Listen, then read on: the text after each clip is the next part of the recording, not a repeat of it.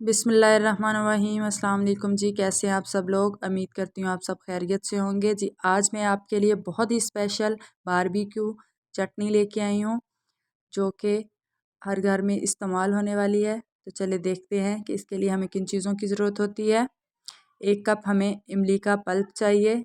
इसको मैंने रात को भिगो दिया था और इसकी गुठलियाँ निकाल दी थी। 12 से 13 पत्ते हमें पुदीने के चाहिए। ये आपको थोड़ा सा मुरझाया हुआ नज़र आ रहा है, आपने फ़्रेश इस्तेमाल करना है। ये मैंने 1 दिन पहले मंगवाया था तो इसलिए इसकी हालत ऐसी हो गई है। 1 टीस्पून हमें ज़ीरा चाहिए जो कि भुना हुआ ना हो। 1 टीस्पून लाल मिर्च या कश्मीरी मिर्च, यहाँ मैंने कश्मीरी मिर्च इस्तेमाल की है। 1 टीस्पून चाट मसाला,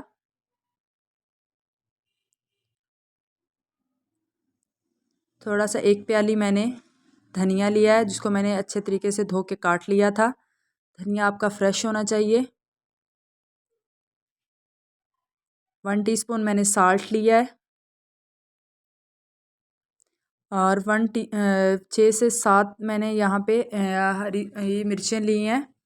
तो आप अगर तेज़ हैं तो आप 4 भी यूज़ कर सकते हैं, 3 या 4 भी यूज़ कर सकते हैं। ज़्यादातर ये चटनी जो है वो स्पाइसी अच्छी लगती है। चलें, यहाँ पे मैंने सारी चीज़ों को जग में मिक्स कर लेना है। मिक्स करने के बाद मैं इसको अच्छे तरीके से ग्राइंड कर लूँगी। यहाँ पे मैं इसके अंदर 6 से 7 टेबल स्पून पानी भी ऐड करूँगी। ये जी चटनी जो है हमारी ग्राइंड होकर अच्छे तरीके से तैयार हो चुकी है। अब मैं इसको चूल्हे पे रखूँगी और इसको 10 मिनट के लिए पकाऊँगी और इसकी फ़ाइनल लुक दिखाती हूँ आपको। ये जी मेरी चटनी जो है वो बनकर तैयार हो चुकी है।